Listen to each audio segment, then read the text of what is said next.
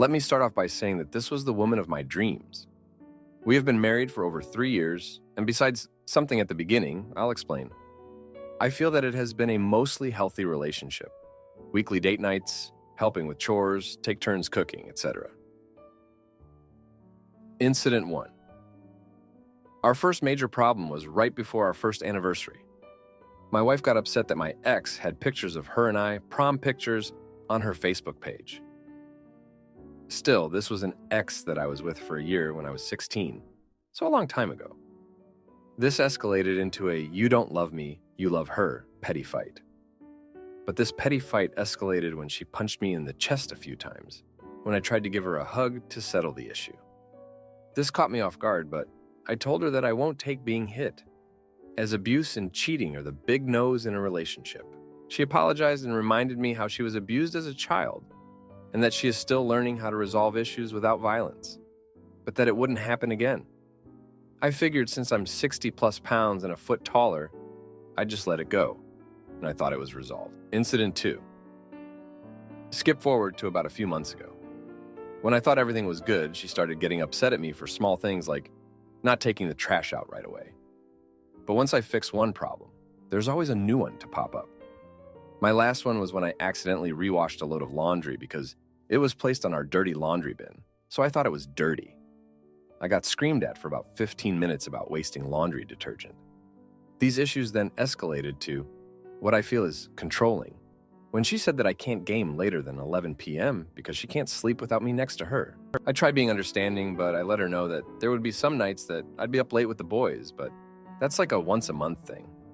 She said it was fine, but a few weeks later, while I was gaming at 11:45 p.m., she started slamming doors and stuff. When I asked what happened, she told me to stop putting others as my priority instead of her, and then started punching my chest again. I told her to quit the hitting and to chill. She would tell me that she didn't hit that hard, and that I need to be a man and take it. She would later apologize the next day for getting mad, and I thought it was all back to normal. For some context, I'm a full-time student and full-time employed as well. She also works full-time. We agreed to do this so I can graduate quicker and then we can move to a bigger, not college town. I usually have one day off a week, where I will take her on a date such as hiking, movies, park, or wherever. These dates last most of the day. I usually game 1 to 2 hours every other day, maximum. I try to leave notes around the house to let her know how much I love her, which she used to do the same till about 4 months ago. I know that I'm nowhere near being a perfect husband, but I do try my hardest because I truly do love this woman. Incident 3. Last week, while I was gaming at 11:05 p.m., she came and smashed my keyboard and then punched my shoulder because she wanted to sleep.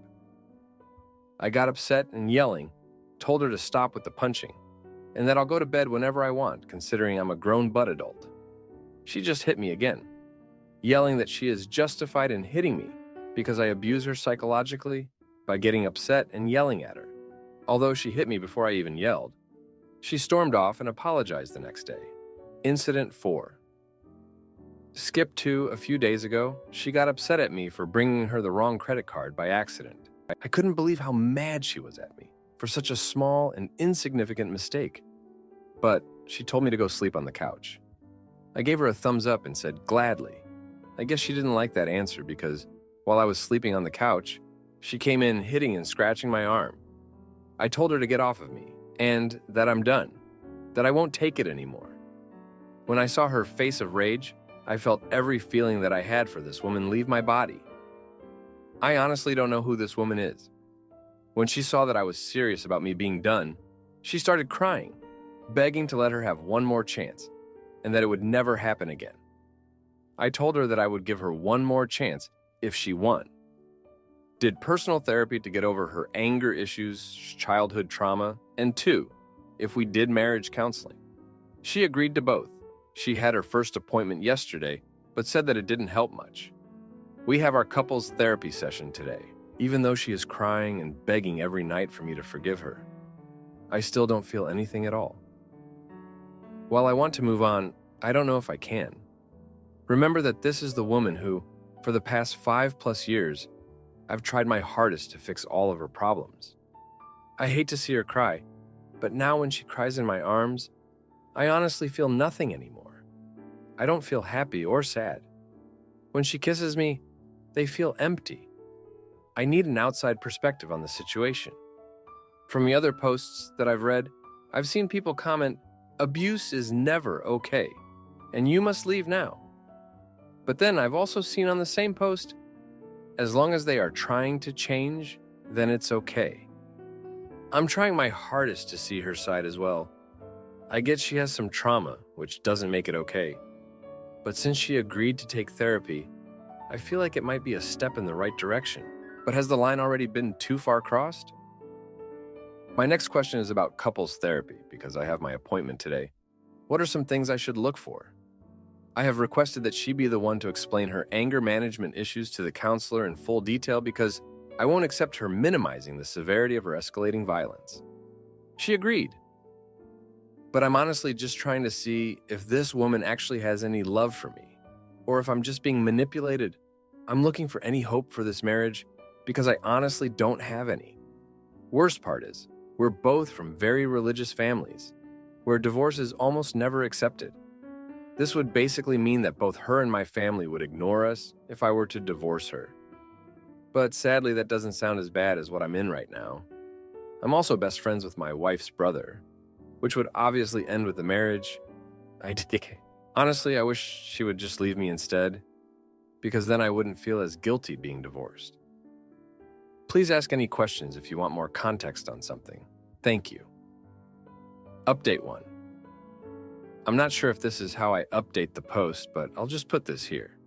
But I have contacted a trusted family member who has helped me start an escape plan. We are contacting lawyers to see what we can do before she knows that I am serving her divorce papers. Until then, I was told to act normal and not give her any ammunition for later. I also took the negative pregnancy tests that she did yesterday from the trash, dated them, and then saved them in a secret area just in case.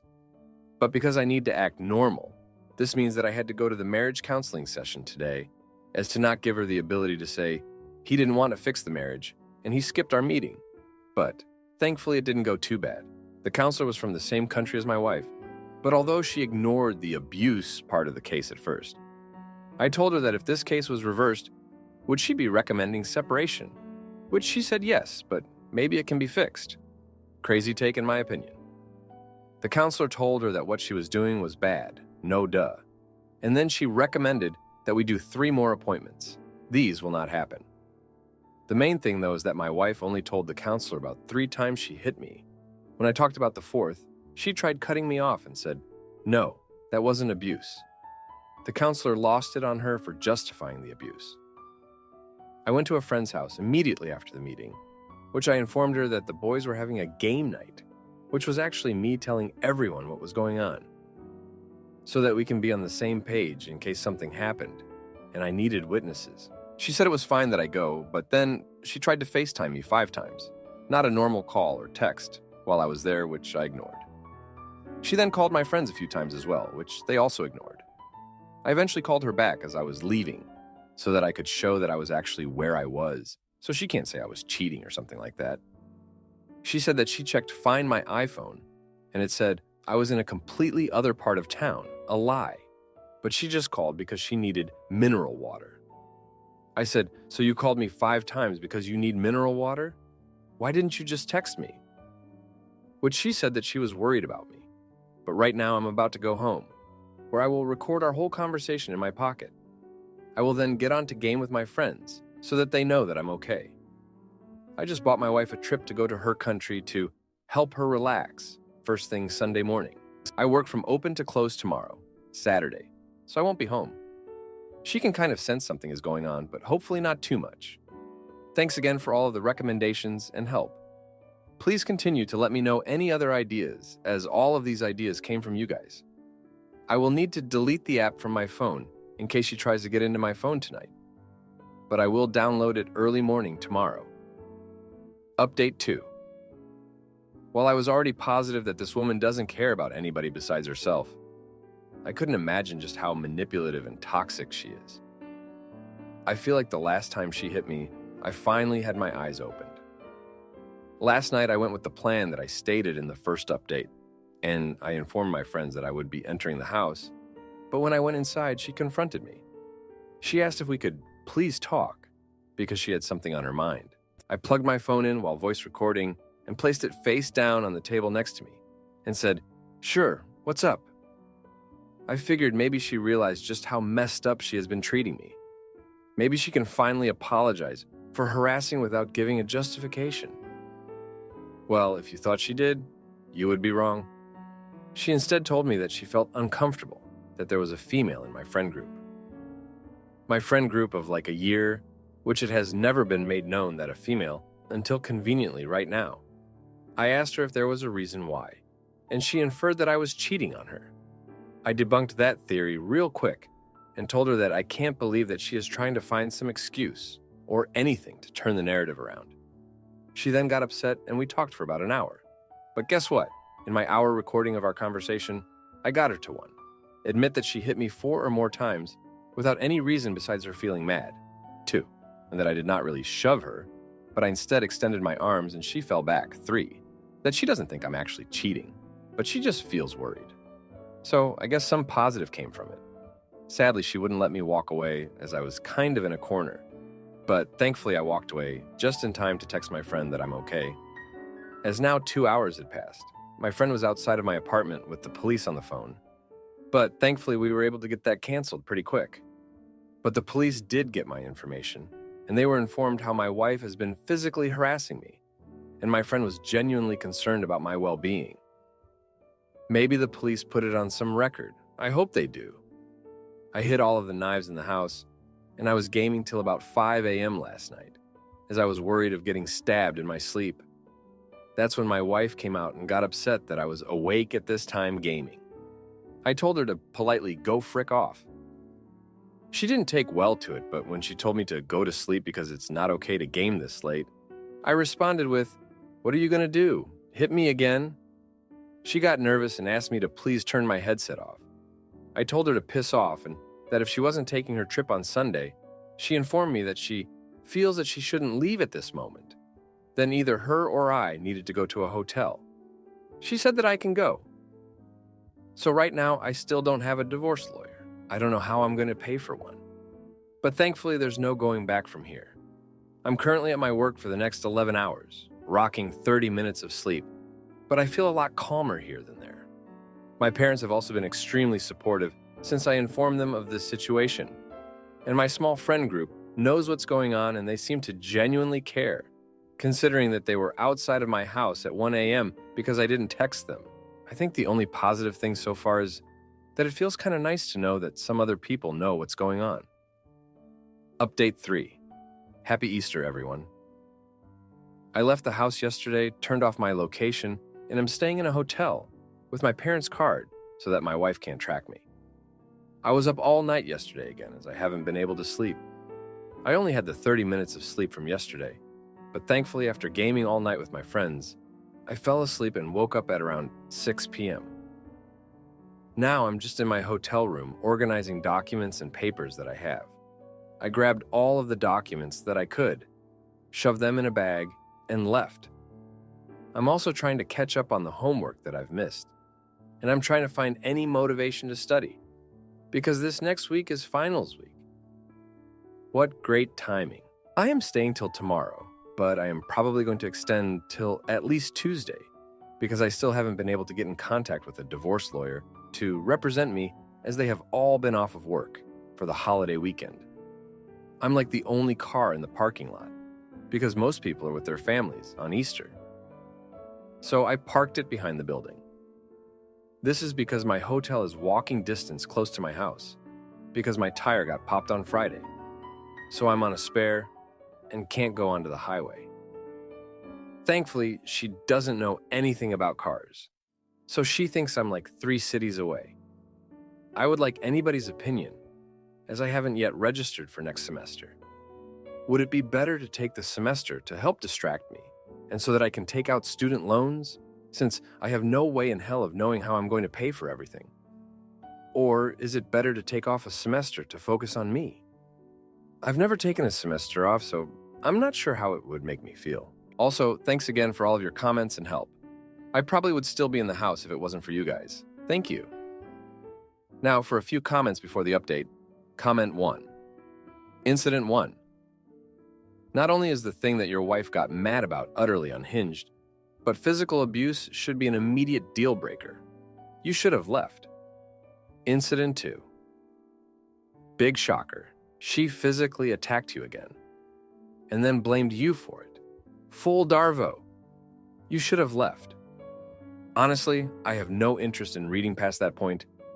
Your wife is an aggressor. She is harassing you. There is no universe in the world where that is okay. It's a criminal offense. Literally nothing about your wife's behavior indicates that she is open to or willing to change. If you have kids with her, she will abuse your kids too. This is not what healthy relationships look like. This is what toxic dysfunction looks like. It will entirely ruin your life if you stay in this relationship. If you stay, you're just choosing misery. You only get one life to live. If you want to be miserable and in physical danger your entire life, that's your choice. Comment 2. I agree with the other comment. I understand you care about your wife, but it's not your job or responsibility to fix her if she's not trying to help herself. It's hard to tell, but it seems like she doesn't even see her behavior as a problem. If it's not a problem, there's nothing to fix. Just because you're bigger than her does not make the abuse okay. A common trap men fall into when they're in hurtful relationships. You seem completely burnt out, very understandable. If your wife is not willing to actively work on her mental health independently, then there's a 0% chance of salvaging this relationship. At the very least, you need to separate, and she needs to show you that she's learning how to deal with conflict without resorting to violence. Mental health is an explanation for her behavior, but never an excuse, and you deserve to be treated with respect in your relationship. Now, for the update. Thank you for sticking with me through this. So, the woman I thought I knew, the one I married, she's gone. Or maybe she never existed. It's been, interesting these past 3 months, and I've been caught in the eye of the storm, trying to make sense of it all. It started with the counseling sessions, which, by the way, were a complete sham. She played the part of the remorseful wife to a T, tears and all. But behind closed doors, it was like living with a ticking time bomb. I should have seen it coming, the big blow-up. It was a Thursday, I remember, because I had just aced a midterm and was feeling pretty good. That's when she dropped the bombshell. She was pregnant.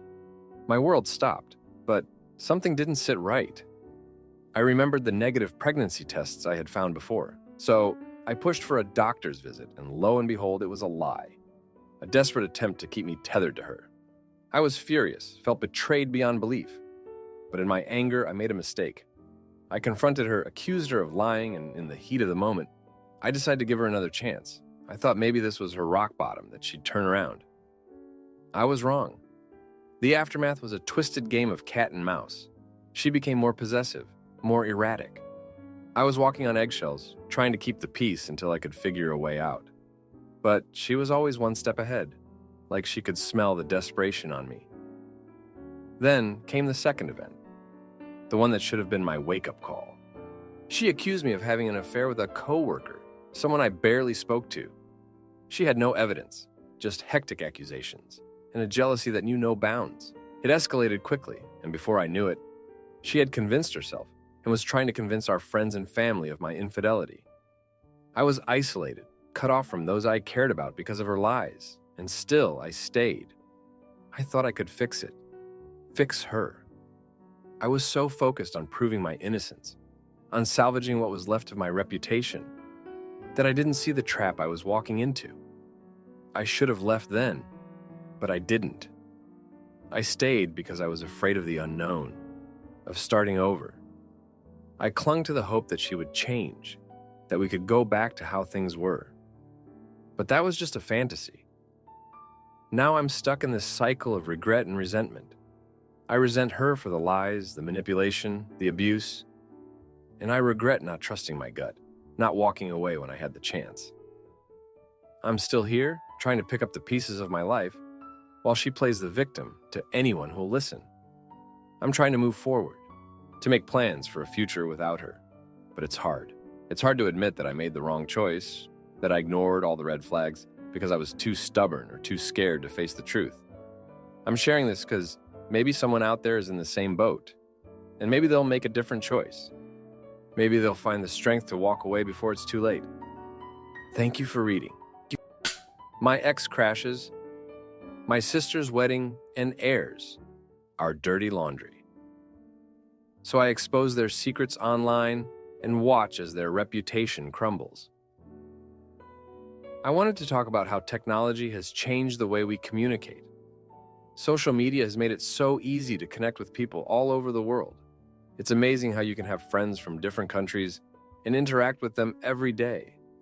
We can even video chat with people on the other side of the globe. It's like the world has become a smaller place, and we can reach out to anyone at any time. Not only has technology made communication faster and more convenient, but it has also given us new ways to express ourselves.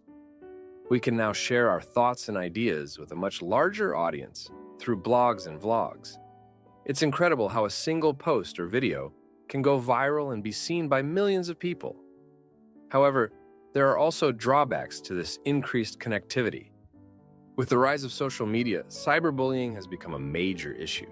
People can hide behind a screen and say hurtful things to others without facing any consequences. This has led to an increase in anxiety and depression among young people. Another concern is the loss of privacy. With everything being shared online, it's hard to keep anything private. Our personal information is constantly being collected and used for targeted advertising. It's important to be cautious about what we share online and to protect our privacy.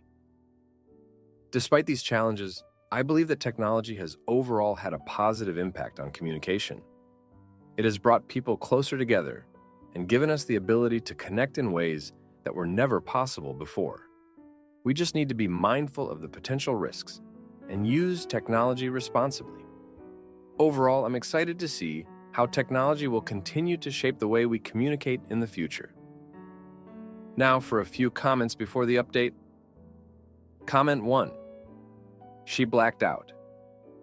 No, she cheated on you.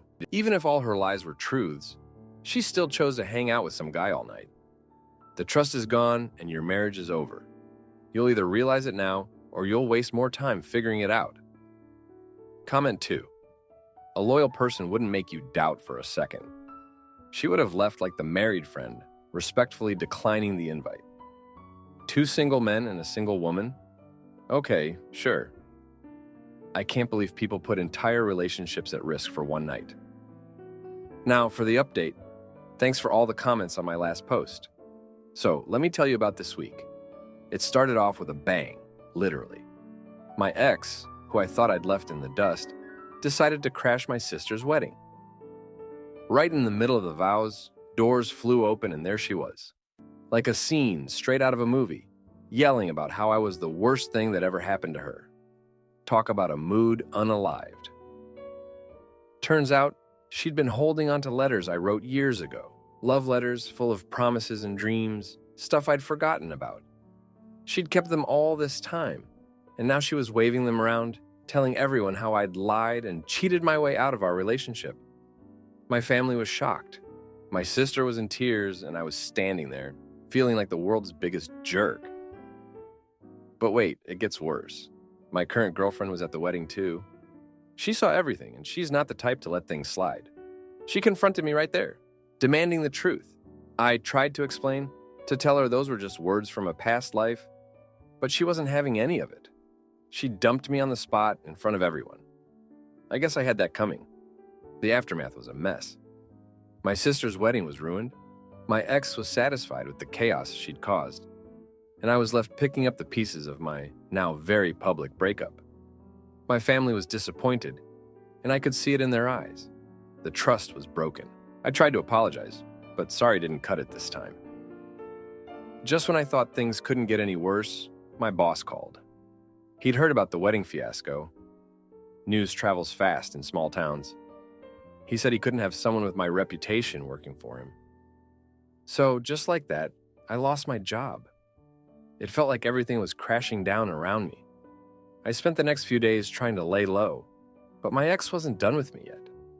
She'd taken to social media, posting those old letters for the world to see. My phone was blowing up with messages from friends, acquaintances, even people I hadn't spoken to in years, all wanting to know if it was true, if I was really that guy. In a desperate move, I went to see my ex. I begged her to stop, to let me move on with my life. But she was hurt, and she wanted me to feel that hurt too. She told me she'd stop on one condition.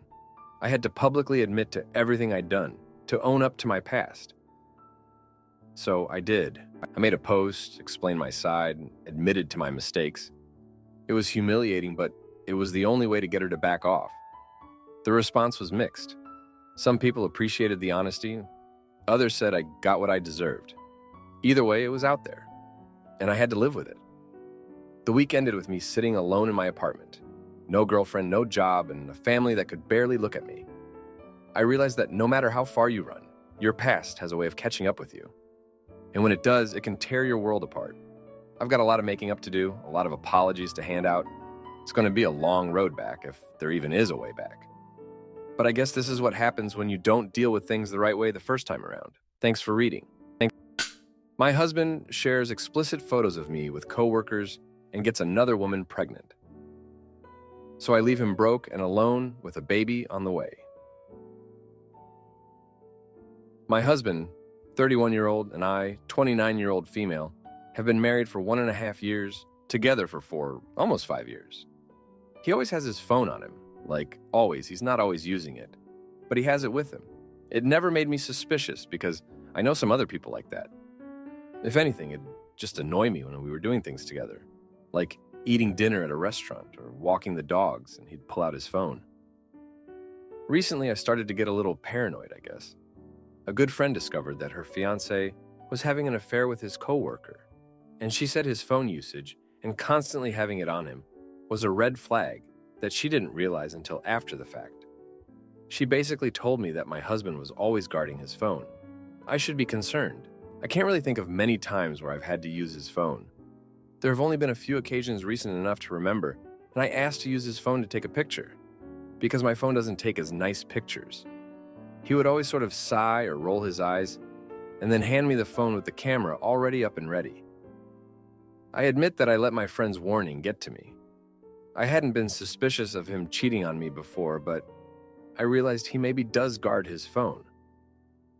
Plus, my friend and her fiancé had a relationship most people would be jealous of from the outside. So to find out he was cheating on her was really shocking. Here I thought he was nicer than my husband. They shared more interests than my husband and I do.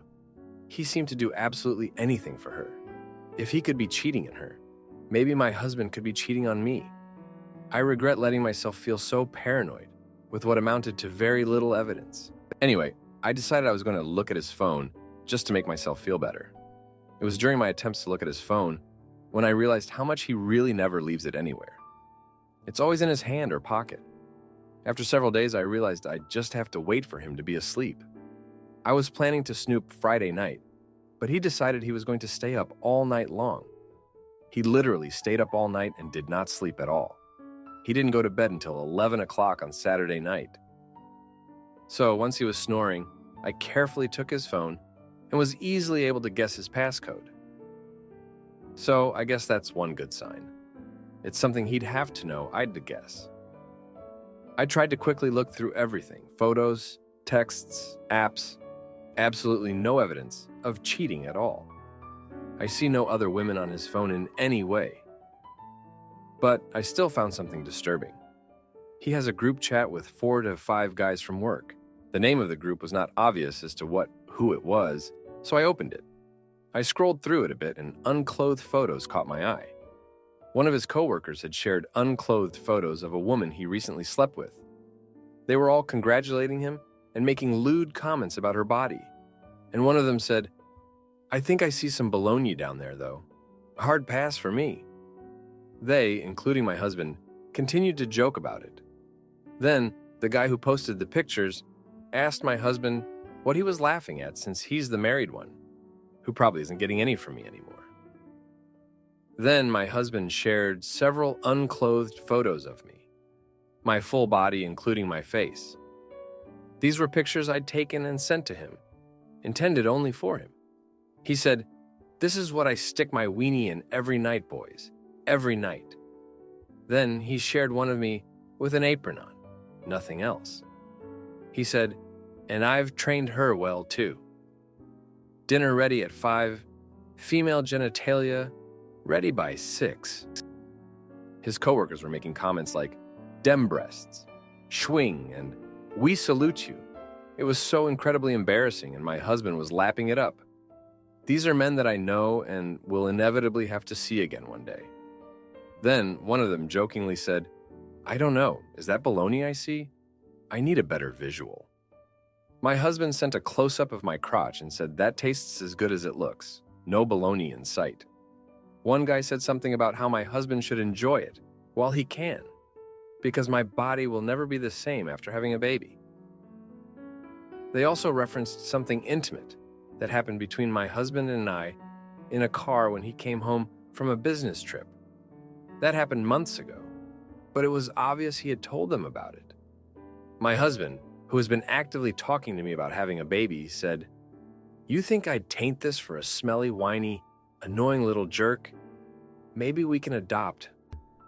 My husband has been the one trying to convince me to have a baby. I'm the one who isn't ready. I'm devastated and feel so violated. I trusted him with those intimate photos and moments. I enjoy sending him naughty photos because I know how much he loves it. He's really turned on by a bit of kink and a little risque behavior secretly and semi-public, but where it's still hidden and just between us. I give him all of that, and now I find out he's been telling his buddies. If I found out he had just been telling them about personal moments between us, I'd be embarrassed and hurt. But sharing pictures of me and seeing him encourage these comments and also make sexist comments about other women was disgusting. I never gave him consent to share any of these things. I haven't told him about what I saw. I'm trying to determine the best course of action. I don't really want to admit that I was snooping on his phone.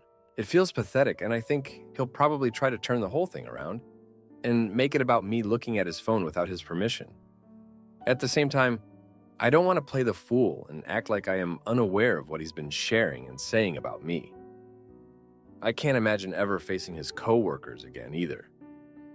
I sort of feel like it might be easier to just try to pretend like I didn't see a thing and ignore it, because I know it'll probably turn into some big argument, and then what? He can go tell them what a paranoid witch I am? Do you think it's best to confront him and admit that I was snooping, or just try to move on? Is there any way to broach the topic without having to admit I snooped on his phone? What would be a constructive way to address the topic to hopefully avoid it just turning into a fruitless argument? Now, for a few comments before the update. Comment 1. Wow, that's rough. So if you blow up at him, he'll probably be on the group chat and they'll all be laughing about that too. I'm sorry, but this is not normal behavior for a man who loves you. He doesn't even respect you. I wouldn't even stay. I'd pack a bag and leave a note. Comment 2. Speaking as a straight guy, I don't know any guys who share naked pictures of the woman they love. I have admittedly seen nudes of women my friends were sleeping with but didn't care about. But I have never seen a friend's true love naked. Now, for the update, thanks for sticking around. A lot has happened since my last post. The tension in the house was thick enough to cut with a knife after I found those photos on my husband's phone. I was a mess, trying to act normal, but inside I was boiling. I decided to keep quiet for a while, to gather my thoughts and figure out my next move. But life, as it often does, had other plans. It wasn't long before another shocker dropped. My husband came home one day all smiles, saying he got a promotion at work. A big one. The kind that meant more money, sure, but also more late nights, more business trips, and more reasons for him to be glued to his phone. I should have been happy for him, but all I could think about was how this would give him more opportunities to betray me. Then, as if on cue, his phone rang. He glanced at it, hesitated, and then stepped out of the room to take the call. That hesitation, that split second where I saw doubt in his eyes, it was all I needed. I knew something was off.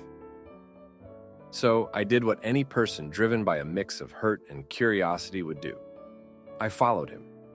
I caught snippets of the conversation. Words like mistake and handle it floated through the air. When he came back, his face was pale, and he was different, distracted. I asked him what was wrong, and he brushed it off, said it was just work stuff. But I knew better. Days passed, and I could see the weight of whatever secret he was carrying was eating at him. He was drinking more, coming to bed late, and that promotion he was so excited about, he barely mentioned it anymore. Then came the night that changed everything. He came home drunk, more than I'd ever seen him. He was a mess, rambling and stumbling over his words. In his drunken state, he let it slip. The secret that would turn my world upside down. He had gotten someone pregnant, a co-worker. The promotion was a way to keep it all hush-hush, a deal struck in the shadows of office politics. The late nights weren't just late nights. They were a cover for his affair. And the phone calls? They were about how to deal with the situation. I was stunned, frozen in place. All the pieces fell into place, and the picture they formed was ugly. My husband, the man I trusted, was not only sharing intimate photos of me with his friends, but was now expecting a child with another woman. I should have been furious, I should have thrown him out, but instead, I found myself feeling numb. It was as if I had been bracing for impact without even knowing it, and now that it had come, I was too tired to fight. In the aftermath, I watched as he scrambled to keep his world from falling apart. He begged me not to leave, promised it was a one-time mistake, that he'd do anything to fix it. And in a moment of weakness, or maybe it was just exhaustion, I agreed to stay, to try and work through it. But as days turned into weeks, I realized that staying wasn't about forgiveness or love. It was about fear. Fear of being alone, fear of starting over, fear of admitting that I had been blind to the man I married. The final straw came when I overheard him on the phone again, this time talking to his lawyer about the pregnancy. He was planning to push for a paternity test, convinced that the child wasn't his. He was willing to drag this woman, his co-worker, through the mud to save his own skin. That was when I knew I couldn't stay. Not out of spite or revenge, but because I deserved better. I deserved someone who respected me, who didn't share my most private moments with the world, who didn't create life carelessly. So, I left. I packed my bags and walked out of the door of the life we had built together. It was the hardest thing I've ever done, but as I drove away, I felt a weight lift off my shoulders. I was free from the lies, the betrayal, and the man who I now realized I never truly knew. Thanks for reading. If you like this video, you'll probably like these too. Also, while you're here, please consider subscribing. It's your support that keeps this channel alive and allows me to make better and longer videos. Have a great day.